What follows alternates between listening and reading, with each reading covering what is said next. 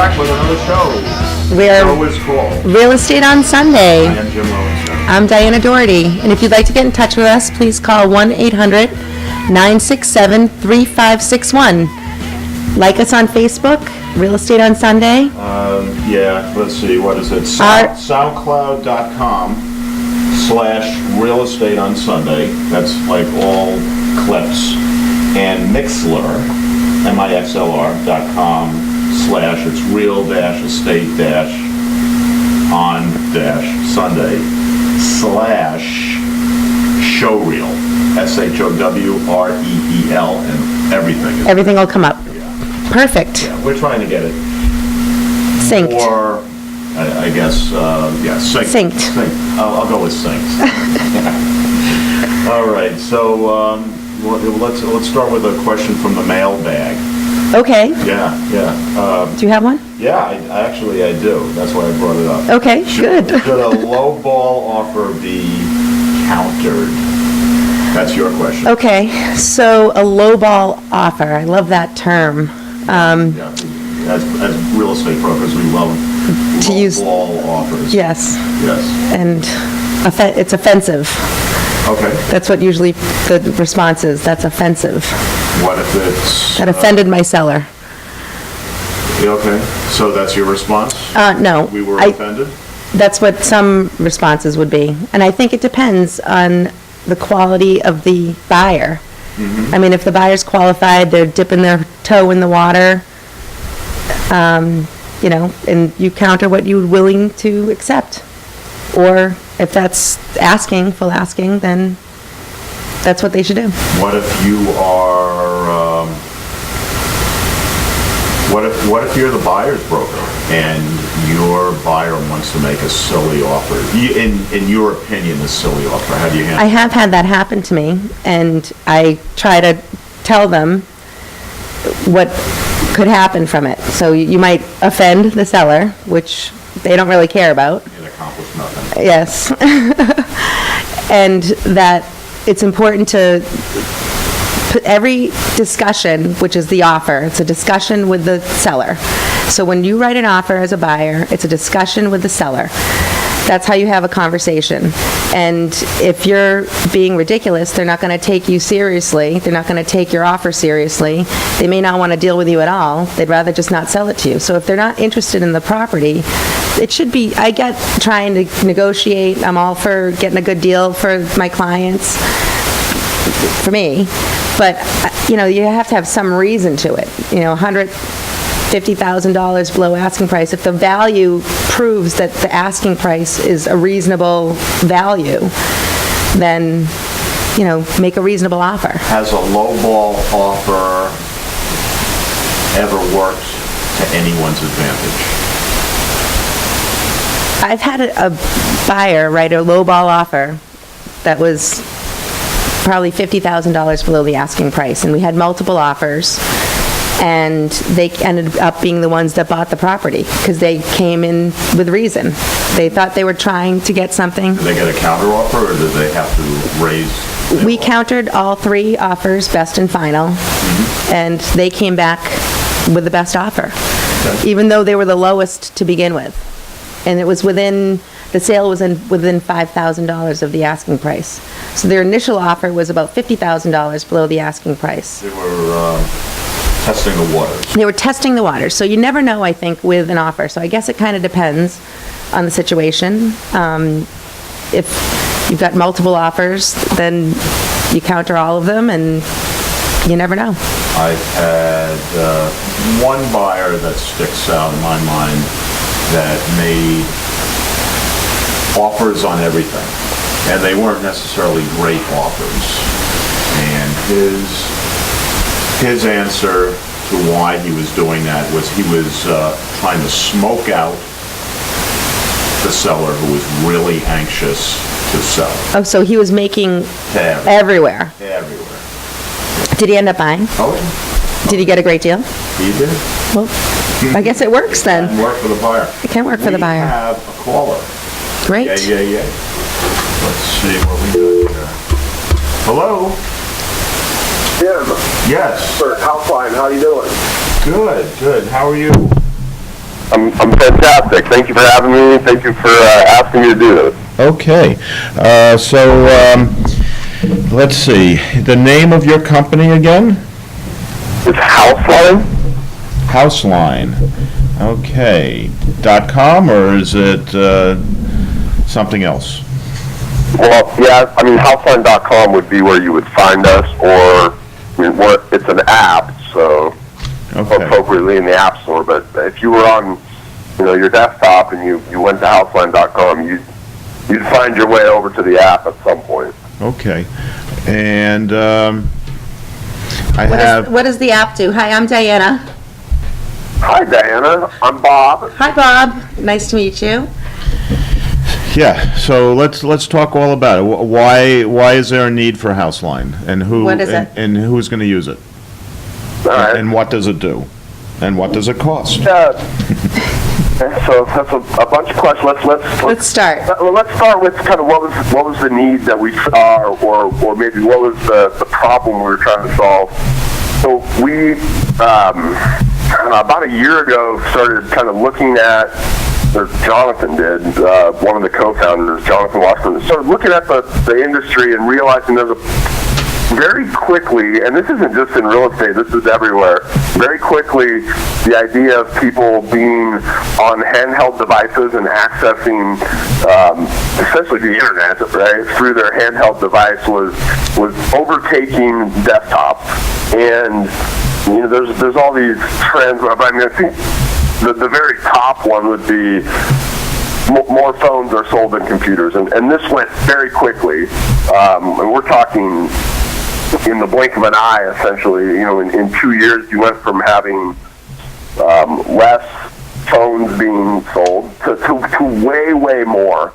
And so we've been in real estate for a long time, and I've always been really good at kind of the trends and more important, the lead generation side of online real estate. And so as we're looking at this and realizing, like, oh my goodness, so many people are now accessing the internet, and more specifically for us, real estate, literally through their phone or through their tablet or something other than their laptop or their desktop computer. We started to look at the industry then and said, okay, well, where are these people doing this? And, you guys obviously are familiar with Zillow and Trulia and Realtor.com. We kind of call these the big three. And what was happening and what has happened essentially in the last year is these companies have gone from kind of a position of strength on the desktop side of the business, where they were the top traffic site, to really having entrenched themselves as the number one destination site because of their mobile really domination.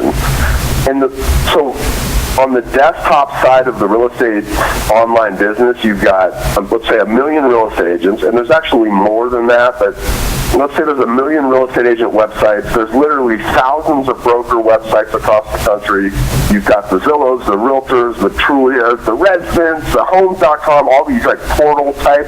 CastlesUnlimited.com. All of those people, all of those folks are competing for about a third of the traffic. And Zillow and Trulia have come out, and they're publicly traded companies now, so they have their annual reports. And like in their last reports, these guys were doing about 60% of their traffic was coming from mobile, and on the weekends that's up around 70%. And so as we just started really looking around, what we realized is the reason this is happening is because there's no competition for those guys on mobile. And when I talk about mobile, there's two sides to mobile, right? There's the browser, like you could pull up your Safari browser on your iPhone, or you could pull up, your Android browser. And then there's apps, which is a whole ecosystem unto itself. And apps account for about 83% of the time that people spend on their phones. So when we're talking about the mobile experience as it relates to real estate, we're really not talking about like a mobile responsive website. And that's what a lot of agents have done. They said, okay, I know I need to be in mobile, so I have a mobile responsive website. But consumers actually connect more with a native app, with an app where, the experience is built kind of the way they're used to having the experience of whatever site it might be or whatever app it might be that they're using, but they're used to having that kind of native app experience. So anyway, so we're looking at all of these things. We said, you know what, there's really not an option for real estate agents to be able to compete unless there are some companies out there that will build apps for real estate agents, but they're very expensive. You know, they're $500 or $1,000. And so we wanted to be able to come in, build something that was good enough that the experience that the real estate agent who was offering it to their clients, the experience would stack up. And one of the reasons that the Zillows and the Trulias and the Realtor.com have gotten so many consumers coming to their site is they provide a good experience. And so we looked at the experience from the perspective of really from design. Like, would it be an app that consumers would actually want to use? Anyway, so we've been building this thing. We launched it for the first time 2 weeks ago, 2.5 weeks ago. It was like December 2nd. And well, we did it in the Northwest MLS in the Seattle market. And that's a market that we're familiar with. We've had a real estate company there years and years ago. And it's actually done very well. So what the app does then is it allows consumers to access MLS data on behalf of a real estate agent who they become connected to. And one of the advantages that we still have in the real estate community over the Zillows and the Trulias of the world is we have the MLS. And the idea of an IDX feed, which is just basically data coming out of the MLS, agents still kind of have that advantage, right? Zillow doesn't have these direct feeds from the MLS. And so what Houseline does is we take the IDX feed on behalf of an agent. So let's say, Jim, your MLS there is what, ML Spin, is that right? MLS Pin. Yeah. Oh, MLS Pin, okay. And so we would go to the MLS on your behalf. Houseline would pull the IDX data for you, and then we would essentially create like your version. I say that term loosely, but your version of the app. And then what would happen is you would be able to go out to any of your consumers and say, you know, it basically happens via a link or like a text message that you could send them, and you say, hey, you know, if you are out looking on your mobile phone, why don't you do it here using this app? Okay, so Bob, let me interrupt. So right now I have a myriad of websites, and some of them have mobile applications already. CastlesUnlimited.com, for example, has a mobile, I don't know if it has the little button, but certainly it comes up as a mobile site that's going to work fine with a phone.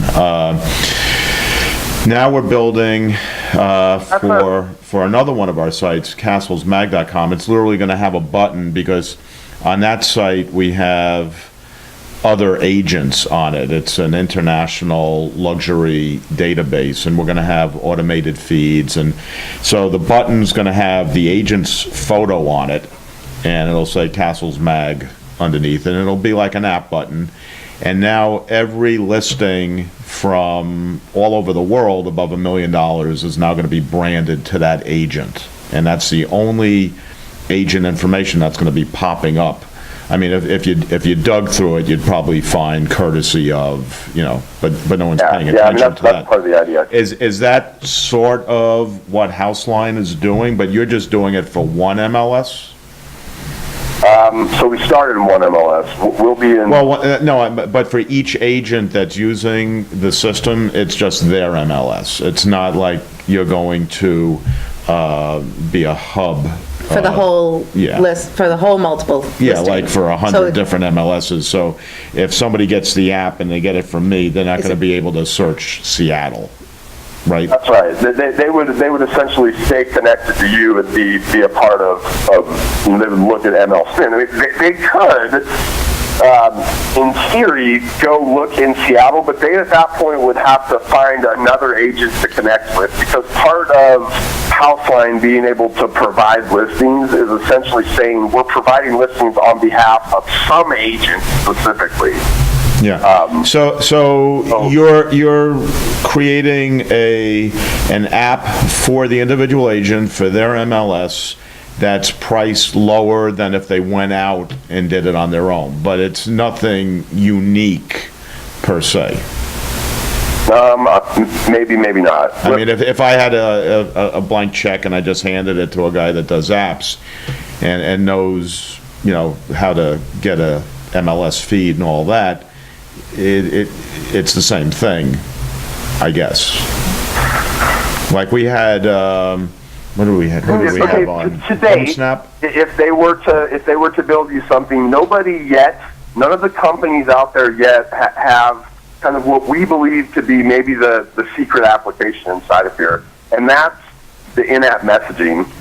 So right now, and I'm going to guess on your side of things, Jim, the sites that you're having built, if somebody has a question, so they're on your, it's important, I think, to make a distinction. I believe what you're building is mobile-friendly versions of your website. So you have an IM component, sort of. I'm sorry, say that again? So you have like an IM component. So one of my customers has a question, they're on the app, they have a question about a particular house, they can instant messenger me specific to that house and have a conversation with me through the app? Correct. So they say, hey, Jim, that's cool. Man, we really like this one. Is this one still available? You get a notification on your phone, and you're able to go in there and theoretically respond faster than you might be able to if it was them. See, because here's what happens in a scenario where you're talking about what you have, right? Mm-hmm. The non-native app experience is the potential of that experience is not the. I think you're going to have to explain for our audience what the difference between native and non-native is. Dumb it down. What you're building is accessible through, even though you say you're going to have a button, when they hit that button, I'm guessing, and I could be wrong, but what's going to happen is your website is going to pop up on their phone on Safari, let's say. Let's use the Apple phone as an example. I'm more familiar with that than I am Android. So that if they hit the button, your Safari browser pops up, and they're looking at your website. Let's say they look at 10 houses and they like 3. Can you see that? Maybe you can, maybe you can't, but you're not going to see it on your phone, right? You're going to see it on like your desktop CRM version somewhere when you're back at your desktop. But Jim, you spend a lot of your time in the field. I don't know if you do, but most agents do, right? They're out, they're showing houses, they're around. They're not going to be back at their computer to see that question from Jim, who was looking at a property on your Safari browser, again, not in the app. And the reason consumers like apps is they work and they fit and they're designed for their phone, right? Things like swiping. These apps, there's a dating app called Tinder that's been all the rage that because of this real easy ability to just swipe through people, right? Well, we've done that with real estate. We've given them this real easy ability to just swipe through houses. But things like load time on images, like people want an experience that... So Houseline has a swipe feature? For them. Yeah, it's got a swipe feature. It's got that in-app messaging. It's got the ability for you as an agent to push listings out to their phone. So let's say the person comes in, they save 8 listings in, Mucklefield, some suburb of Seattle, and we're out here on the northwest, so I'll use city names that I'm familiar with. But sure. They save 3 listings in Mucklefield. I can go in on the app.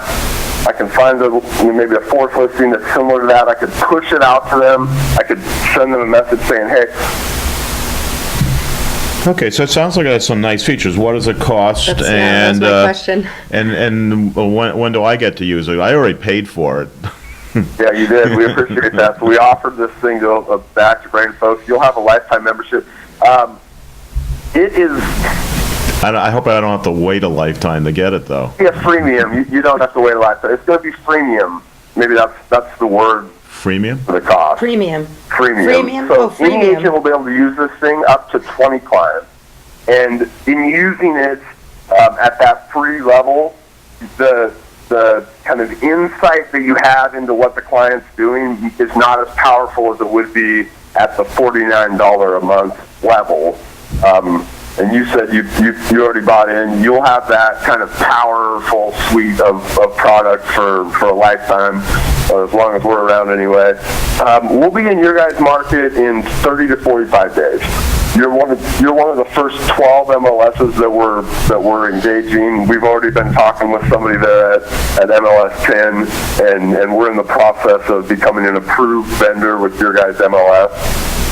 So 30 to 45 days, and in fact, I've looked at all 12 of these first markets that we're looking at going, and your guys is one of the more accommodating markets, so you're probably on the closer side of the next 30 days. Okay, so somebody from who's a member of MLS PIN wants it in 45 days. And they approve it for every agent, and then it would be the cost of the agent to get the app? Is that correct? Yeah. You know what? I'll be honest. In different MLSs, and there's, I don't know if you guys are, I'm sure, aware, there's 450 some odd MLSs around the country. I'm not 100% sure off the top of my head exactly if there's like fees associated with your guys' IDX fees or stuff like that, but essentially, once we get they definitely charge. Yeah, we have fees. Well, I'm talking about the vendors. They definitely charge. Oh, yeah. The vendor will pay whatever the fees are that a vendor. So what would the agents be paying for this app? They'll pay nothing up to 20 clients. So they can work with up to 20 of their own clients on the app at any given time.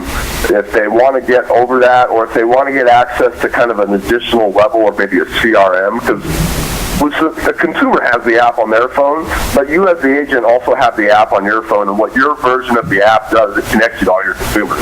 And so you can see what houses they save, you can see what the searches they've set up are, there's a lot of the same things that you... Okay, and you're seeing that, like, again, what was it, HomeSnap? HomeSnap. That was all free to the agents, I guess, Yes. and the MLSs were paying for it.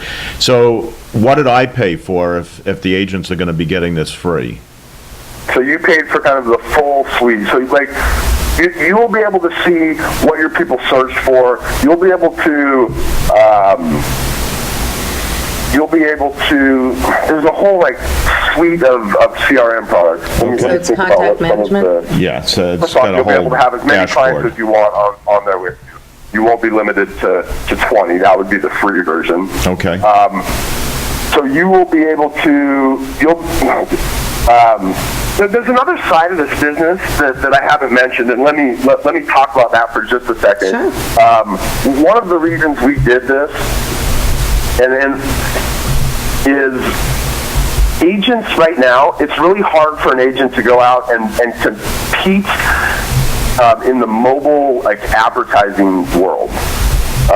There's this whole desktop side of the business, and there's literally thousands of agents who are competing for pay-per-click, for instance. So connecting with people you don't know, right? So agents go out and they do pay-per-click, or they have companies like Boomtown or Market Leader or Tiger Leads who... Or they spend their money with Zillow and Trulia and Realtor.com. And spend their money with Zillow and Trulia, exactly. And so on the desktop side of the business, there's this whole mature market. On the mobile side of the business, right now, literally, if you're as an agent said, I want to connect with the consumers who are out there looking for homes on a mobile device. So is Houseline going to try to compete with Trulia and Zillow for these click-through ads? So we're going to go out there, yeah. We're going and right now, again, remember how I set the stage earlier. Right now on the desktop side of the business, you have 1 million real estate agents, you have 1,000 brokerages, you have 100,000 brokers, you've got all the big portals, and you've got all the franchises, right? And they all have a website, and they're all competing, and they're all a large portion of them, at least the portals, the brokers, and the top end agents are all doing pay-per-click to drive traffic to their website. They're all creating content via blogging and that kind of thing to rank organically. And they all do this on what's called discovery, right? The idea that they're going to be discovered. Either they're going to pay for it, or organically they're going to who build it. Right. Now, discovery is changing, and it's changing rapidly. Now, Google still has a big part of discovery, right? But even inside Google discovery, a lot of that is happening on a mobile phone. And what they're finding is people that are running ads on mobile phones that offer a native app experience are getting a little bit higher conversions. So there's that. But on the other side of this kind of new world of discovery is social discovery, and then it's literally App Store. And App Store discovery is becoming a big deal, okay? Especially like in these younger generations. I don't know if you saw this, guys, recently. This kind of surprised me, but millennials will be, in 2016, millennials will be the biggest home buyer group. Mm-hmm. And millennials spend an average amount of time on their phone of 2 hours and 53 minutes, and 83% of that time is spent in an app. And so their discovery is occurring in places like the App Store, and it's occurring on places like Facebook or Twitter or Instagram. So how does Houseline show up in the top 5 so that you... Okay, so what's your game plan there? The game plan is we've got... As we move from market to market, and right now in the Northwest MLS, we've done this kind of slow because we're only in Seattle. And so if we were to start marketing this thing and doing big data buys, like big ad buys on Facebook and Twitter and these kinds of places, then you find people outside of Seattle, they download the app, they can't find listings in their town, they give us a bad rate. Right. So the plan is, as we move market to market, we start to open up these marketing channels, the Facebooks, the Twitters. There's a whole ton of mobile ad networks. We're focused right now on about 7 of them. And of those 7, unless you physically own the app, unless you're the app owner, you cannot actually market your property. And so there's a site, there's Smarter Agent, and I don't mean to pick on some of these guys, but they're a company that will build an app, and they're nice, okay? They don't have the in-app messaging, but it's a very nice native experience for the consumer. The problem with that becomes you don't own the app. They build it for you, but that's all they do. They build you an app, and they say, see you later. So if you wanted to go out and advertise on at least 4 of the 7 that we're dealing with, and again, there's many more, but... 4 of the 7 what? 4 of the 7 mobile ad networks. So you've got a thing called AdMob, you've got Yahoo has a mobile ad network, Google has a mobile ad network, obviously Facebook has an ad network that has a mobile component to it, Twitter's the same deal, you can advertise exclusively on mobile. So if you're ever in your apps, right, let's say I read Huffington Post, so I might be in the Huffington Post, I might pull up an article, and in there's an ad running at the bottom of my article inside of the app that's being served up by a place called AdMob. And you can do it by geographic location. Yeah, you can do it by geographic location. Or you can searches, that type of thing. It's very scary. I don't know if scary is the word, but it could be if you were. It's intuitive. Invasive. Yeah, if you're looking for a house, all of a sudden now Houseline's going to show up. If you're in the area now, when someone wants to know a little more about the Houseline app and maybe they download it, how do they pick a broker if they don't already have one? So what we do is, let's say, so the way it's set up is, let's say, Jim, you decide that you're like, okay, I've got the app. It seems I've gotten it in the hands of some of my consumers. It seems to be working. They're using it, and we're here. We're watching these people use it. They're using it. We've got agents in Washington they're having more success connecting with their consumers than they have been having. Right. No, I get that. But if someone downloads the app for Houseline, they haven't picked a broker yet. How do they find one? They would go to, so what happens is, let's say, if you invited them to use Houseline, they'd automatically get connected to you. If they just go out and download Houseline, what we'll do is we'll go out into the marketplace, let's say in Boston, and we've already done this in Seattle. We've sold about 25 cities. So it'll be like a city type of a thing. Down the road, it'll be an auction-based deal where, Jim, you go in and say, I'm willing to pay $15 to connect with. Well, I already paid you. Shouldn't I be right at the In the top? freemium. Yeah. Well, I should be broker number one in MLS PIN. I bet I'm the first guy that paid. For the $500 that you paid, you are going to be broker number one. $3.99, I think it was. Some city that you pick for some period of time, right? Because there's a cost associated with that.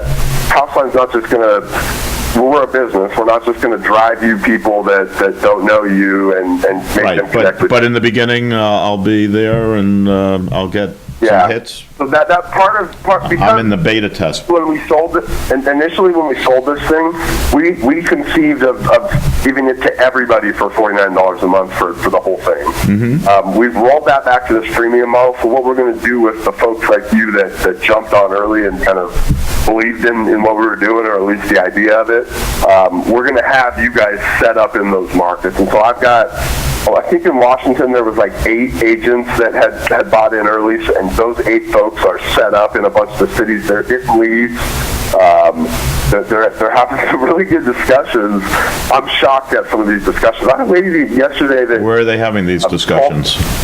Say that again. Where are they having them? In the app. Oh, okay. Right now, I mean, one of the agents is now having them, I mean, today probably in their car as they take this client to see the house that they were looking at. But this lady, I'm watching these agent communications, and which by the way, I make sure they know. And, in this first market here, it's just we want to try to get a really good understanding of how consumers are using this stuff. Normally, and once you get to more markets and you've got literally thousands and thousands of people using the app, like you're not doing this, right? But here, we're trying to understand really, like, is this concept... The California Association of Realtors, and I guess that they don't cover the entire country, but in some ways I think technology-wise they're maybe on the leading edge of where the country ends up moving technology-wise. California Association of Realtors did a study that looked at consumer behavior and how agents communicate versus how consumers wish to be communicated with. And 50% of the consumers who had bought a house, and there were 1,300 consumers surveyed from November of 2013 until like April of 2014, and they based their 2014 home buyer and seller survey on data from November to April. So from November 2013 to April 2014, 50% of the 1,300 consumers surveyed, and that's a statistically significant number to extrapolate that across the entire home buying public in California anyway. 50% of those folks said they would prefer to communicate with their agent. How do you guys think? Right. Probably, text. Yeah, I would say. Message. You got it. Text, yeah. On the flip side of that, only 13% of them reported that that's how their agent actually communicated with them. So and this is becoming even more prevalent, right?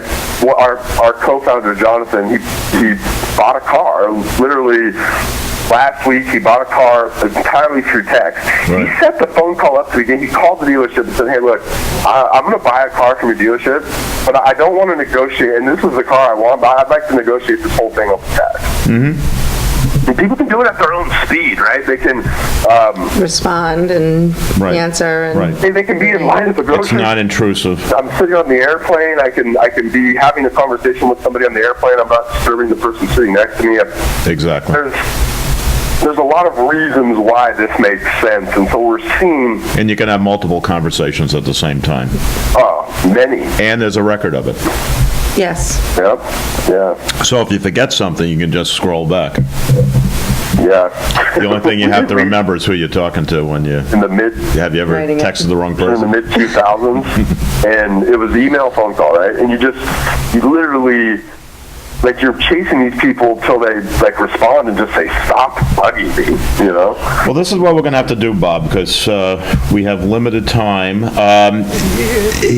Once you've set this up in MLS PIN, I'm the go-to guinea pig for the Boston area. Yes, that's right. Jim, I'll be approaching you before we even get it set up with PIN to be that first broker to go to them with. I'm excited. I can't wait. And then maybe we'll have you back on the show and you can ask me what my experience has been. It'll be I like would love nothing more than to hear how it like how a it's worked out. focus group of one, and of course you'll have to get Diana what's it called, the freemium, The freemium. Yeah, we'll get her the freemium version of the account. and we'll Hopefully Diane gets compare. We'll We compare. can discuss it. money of some sort. Yeah, Bob, what's your last name again? Stewart. Okay, so we are going to be in touch. We're going to get all this up on the internet for you, and we hope. Good luck with MLS Pen. Yeah, good luck with Thank you. Houseline, and thank you for coming on the show. You guys have me on. I appreciate it. Thank you. Okay, Thank have you, a Bob. great day. We'll talk to you later. Bye-bye. Bye. All right, we're going to have a word from our sponsor. Great. When you are searching for a new home, you want to be working with a realtor with years of experience, a professional with intimate knowledge of the communities that you are considering moving to, and someone who really wants to represent you as a buyer in what is probably the largest investment you will ever make in your lifetime. The realtors at Castles Unlimited want to be your choice when you are ready to make your next move. Please visit us at castlesunlimited.com or call us anytime at 800-967-3561. The realtors at Castles Unlimited are here to help your next purchase, lease, or sale of any real estate the easiest decision you've ever made. Start your search anytime, 24/7 at castlesunlimited.com. All right, well, we had a great show Wonderful. today. Yes. We answered all the questions about low ball offers. Yes. I believe we covered that. I think we did too. And Bob Stewart from Houseline. That was an intriguing app in training. So the freemium Premium. gets Like home chat, so the home snap. Home Snap. It's The kind of like Home Snap, but Home Snap. So what's the difference between the two of them? The Home Snap. We'll have to get. Yeah, both we'll have of to get them. Well, home snap, you can take the photo. You can and take the then photo. It tells you everything That's the about kind it. of. That's the hook. This is More for the agent. I think this is more. And the communication. This is similar to what I'm building. I have to now build in the chat feature. The key to this one is the communication. I think so. That's the Being able to communicate, like the Facebook Messenger type of thing. Plus, it looks like brokers will be cross-chatting, like everyone in the MLS will. I don't know. It's like a party line for Like text. almost Facebook for real estate. Yeah. Possibly. I'm not sure. So many apps, so little time. That's what I'm kind of picturing it like. Yeah. Well, there's going to be a lot of competition. Yeah. Everyone's racing to get Racing their from app. this. Yep. Well, it was a great show, and happy holidays. Happy to holidays. those that are listening, and we're not going to be on next week. No. Probably. A couple weeks. Yeah. We'll come Maybe back. in the soon. next new We'll year. come back soon. You hang in the new there. year. We'll be back. I'm Diana Doherty. I'm Jim Lowenstern. Know your dreams. Live your dreams. Real estate on Sunday. Bye.